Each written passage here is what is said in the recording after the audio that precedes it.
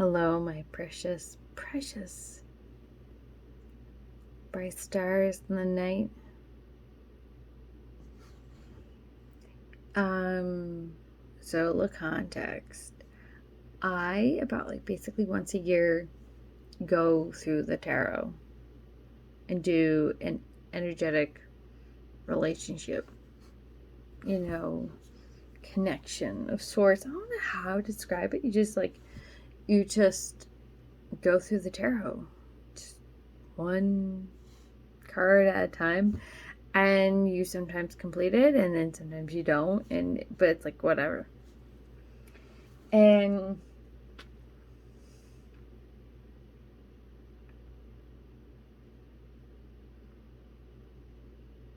I'll be honest,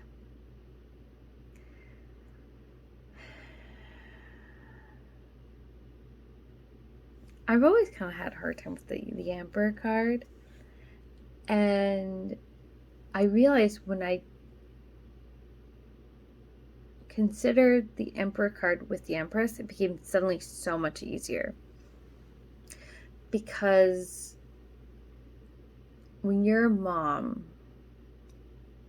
if you're in a healthy relationship with the partner in crime, whoever it's going to be, if you're taking a motherly role, traditionally, the one that's taking the masculine role really needs to be taking care of you in some kind of way, because the Empress is busy taking care of the kid. That's really it. The Emperor takes care of the wife. He is the provider. He gets all the resources. He organizes it. He makes sure that you feel good. I mean, obviously, let's go through the traditional interpretation of the Emperor, like stability, dependability, leadership, order and chaos, structure, all that stuff, right? But I don't think I've seen once going through the tarot provider.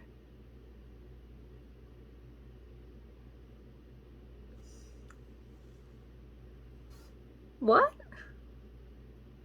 He comes after the Empress, not before.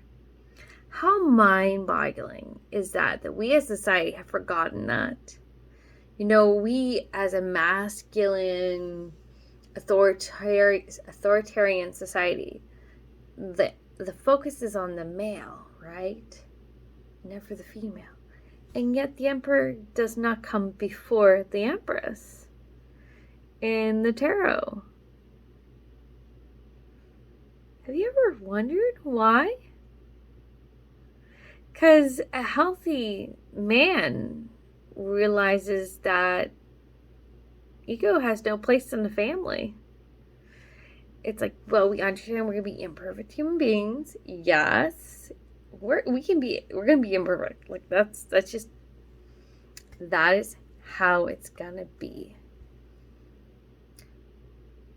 And in my experience, in a healthy relationship, while raising a child, the man will like, hey, I'm gonna make some food. Do you want any? While you're busy taking care of the kid, right? I'm not gonna usually I go I can't think like that. I can't think I'm gonna feed myself while taking care of the child. I can think about taking care of my son and his nutritional needs, right? I can think about that. That's fine. I can do that. But the man, do you need anything? Yeah, I guess I could.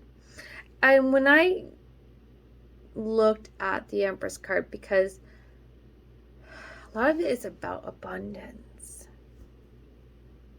chilling, relaxing, being able to go and live life with ease, but also to being able to protect your loved ones. Isn't that interesting? So there's a little strength in being the Empress, but you're able to kind of chill, take it easy. You don't have to worry about things, right? Because there's resources happening. Like, you're like, no, the resources are going to be presented, and I am going to take advantage of those resources. So even though the emperor doesn't come before her, there's an understanding that the emperor is there, right? Because in order for the empress to be like, yeah, no, it's okay, everything's good, everything's fine, like, I'm fine, like, I know who to go to if I need something. The empress is number 3. Number 3. The emperor is number 4. The empress is about cycles. She knows that when she goes into cycle of I can't take care of myself because I'm too busy taking care of another life, she can go to the emperor. He's number 4. He has an order, a structure. He knows. He's like, oh shit, the empress is going through a tough time. We know what we need to do because I have a plan. He knows what to do. And she does too. So when you are trying to understand the empress and you see the empress come first before the emperor, you should know. You should know in a reading. You should know this is a healthy situation. But if the emperor comes first before the empress, is it though? I don't know. I don't know. Because, like, think about it, he's very much an orderly person. And as someone who has worked with children in the past, sometimes when you're too overly focused on orderly, keeping things cleanly and structured, sometimes what happens is actually you can actually accidentally trigger the child and set forth chaos. The Empress comes first because she picks up on the child's emotional state. She understands. She pays attention to patterns, but she has this knowingness of flexibility and awareness of this child's seasons and cycles. She knows when to push. She knows when to step back. She knows when she has to work hard and when she can, like, oh, this is an easy period, I can take care of myself, I don't need the emperor as much because I'm good, like this is an easy period with my child. You know, if you're in a healthy, like, if you have already, oh wait, the empress is not number 3, because before, sometime at one point, the high priestess, right? So she's already got the high priestess energy, and internally she's already figured that shit out, right?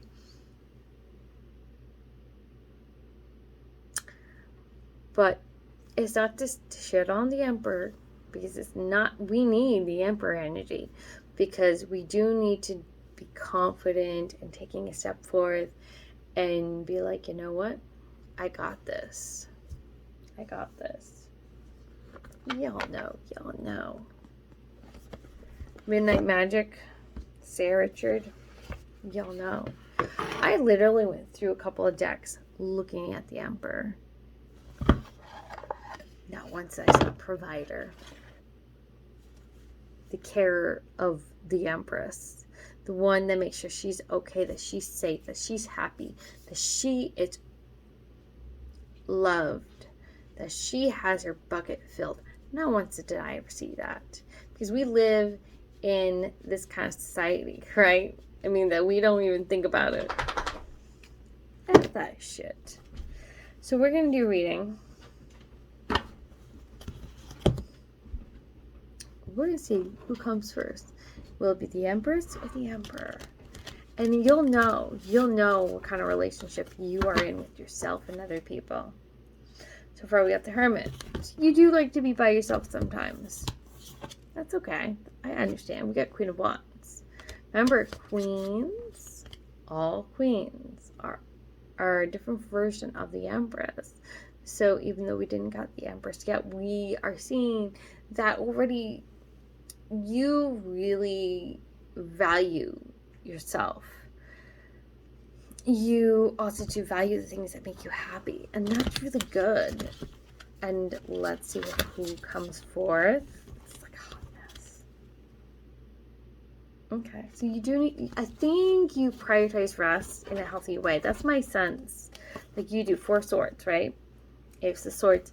I know that you understand that rest is best and that it leads to new beginnings if you have a healthy amount of it. But also, too, sword energy is very masculine energy, so I feel like you got Mars in your chart somewhere. Obviously, Aries of some kind.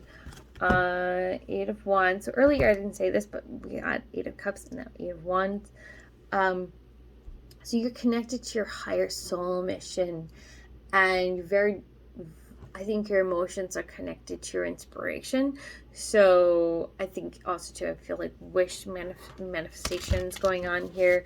Like so you're in a healthy relationship with yourself. And I think, you're exiting a really toxic kind of situation internally. Like internally, you are leaving something behind. Again, 8 of Pentacles. So we got 8, 8, 8, 8, 8. I feel like if we think about 888, that's a really important number for manifestation, but also to 16 plus 8 is 24, 6, 6. It's about home and stability. I think you're very much, some of you are homebodies. If I wouldn't say all of you, I would say some of you. I would say that you're very much interested in love. 6 of Wands. You're going to be very powerful one day, and you're going to get recognition, be very successful one day. The Chariot, yeah, there's going to be a forward movement going on here. So, even though we did not see the Empress, we did not see the Emperor, doesn't mean diddly shit. But let's see if I can make a King of Pentacles. Here we go. Okay. All right. So the Emperor has just finally popped up, but reversed. So, if I did see King of Pentacles and say anything about that, of course. I think there's some conflict with, it's not as much as it used to be, but there's still some conflict left over. Oh, that's interesting. We will talk about that in a moment. Temperance card. I feel like this is relevant.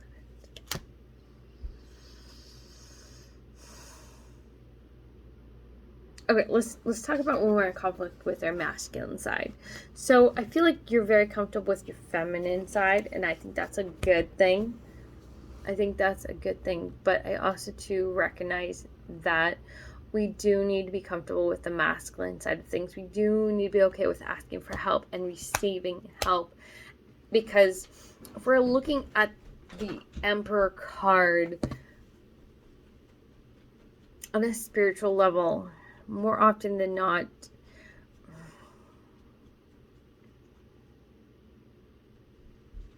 think of it like this. Okay, let's say you are like in an idealistic world. You are in a relationship with a healthy person, and you know that if you're sick, that person's going to take care of you. Okay? I had this random thought recently, like literally today, where I thought to myself,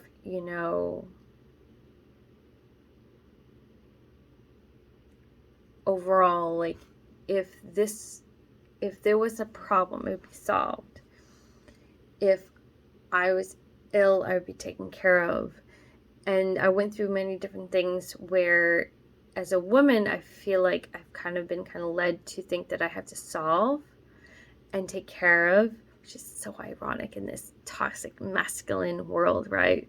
Like, we have to come to our rescue, yeah? And yet we're told we have to fix our own problems. Like, not to get into it, but we do live in a weird world where women are asked to do a lot, or go to the other extreme and be super overly helpless and victimized, and it's just toxic. But if you are that kind of woman, you're so used to taking care of your own problems because men haven't shown up in your life, then you run into a situation where you think like, oh, I have to do this, I have to do that, I have to do this. Okay, like, well, drop that, right? Imagine that the divine source has come in and he said, no, that's all being taken care of. It's just we're waiting for an auspicious time and it's going to be taken care of. But you need to wait. And we're going to take care of all of your needs that you could ever imagine possible. Any problems you have, we're going to take care of that. We're your, what's it called? You know, when you go on vacation and you have this person that does everything for you, they're going to do it for you. And you're like, you can put down the guns, you can put down the pens, the pencils, you can put down the hammer. You're like, you know what? You're right. As the Empress, I'm going to sit down at that pool and read a book. Because the Emperor, he has it. He has it for me. He's going to bring forth the money. He's going to bring forth clients. He's going to bring forth this, that. He's going to bring it. And with the Temperance card underneath it is the Tower. And it feels like what they're saying, though, is having an even-tempered and allowing these messages and these divine guidances come through. It's going to lead to a big-ass change. It's saying, like, if you listen to us, we're giving you all this information, and you trust and you rely on us, and you say, you know what? I'm going to believe in the divine source. It's going to lead to a tower moment. And most people, like, I'm like, no, that's good. That's good, man. Because when you get a tower moment like that,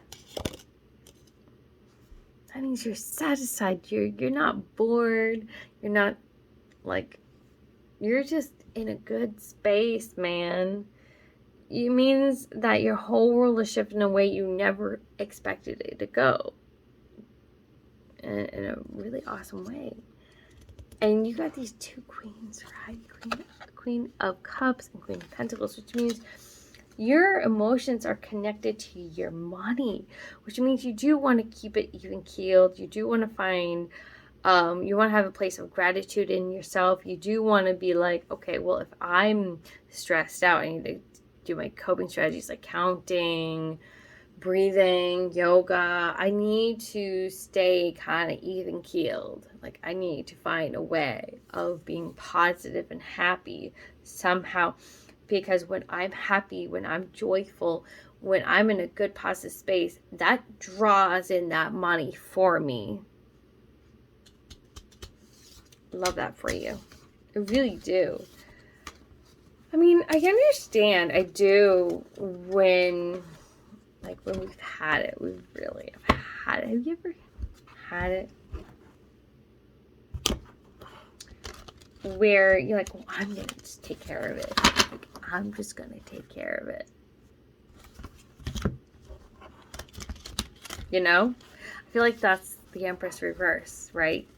I'm just going to take care of it. Like, I've been waiting here, and I'm going to take care of it. Oh, like, I'm going to do those dishes when the partner said he was going to do those dishes. And that's Emperor reverse too. If you think the Emperor says he's going to do something, but he doesn't do it. Think about that a little bit. I mean, think about how many times have, like, what's it called? When you're feigning, like, when you are feigning helpfulness and you make these promises, and then you purposely also to become incompetent and do a bad job at something because you don't want to do it in the future. That's the Emperor card in reverse. Because what you're saying is you're not reliable. What you're saying is you're not dependable. So ladies, you have any guy that's like that. Like, they say they're going to do something and they never get better at it. They never say like, oh, no, I got it. Just let me learn. Like, I will get it right. I just need to practice at it. And they don't actually ask you to back off. And you just take over, which is Empress in reverse, right? Energy with the Emperor reverse, right? And you're like, I'm gonna do this. And he's like, yeah, lady, I'm gonna let you do this because I don't have to work for shit anymore. You need an emperor because you're an empress. All empresses deserve emperors, not an emperor reverse. Just saying, right, ladies? How many men are like that out there? Your sign right there. Alright, we are going to try to finish this up because this is mostly like a discussion with tarot cards. It's a little bit of a reading, so you all know, read that disclaimer. You all know that I am not here to solve your problems. I'm just here to illuminate, to guide you through the dark and the night. I'm not an LMC. I'm not a doctor, financial, legal advisor. All choices your own. You have this beautiful thing called free will. In all honesty, we're all just trying to do the best that we can. And I believe you can do it. You have to be willing to allow someone to come in and help you and not be fooled by these fake emperors. Which is funny because the fool just popped up, just like, as I said, don't let yourself be fooled, and the fool just. Isn't that fascinating? Isn't that fascinating? So I'm gonna pull the Emperor because the Hermit. Because earlier we had that and just popped up again, and then right underneath it is the Death card, which means that we kind of need to let go of being a one-man team. And then Ace of Swords just popped up again. We got Strength card.